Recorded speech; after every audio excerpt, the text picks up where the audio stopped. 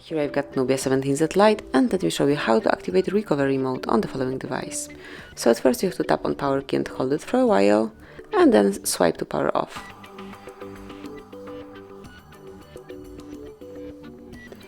As only your phone is switched off, just tap on power key and volume up key and hold both keys all together. And now once you see the logo, you can leave it and wait a few seconds. As you can see now, you can select the language. Here you can navigate by using volume up and down keys, so let me go down to English and then tap on power key to select. And as you can see, now you are in recovery mode, which will allow you to choose update package, wipe data, reboot and power off your device. So smoothly by using volume up and down keys you can navigate here and then tap on power key to select. So just pick the option that you would like to apply and then select it. To switch off this mode you can pick either reboot or power off the device, and then you will have to turn it on again. So I will pick reboot, just tap on power key to do it.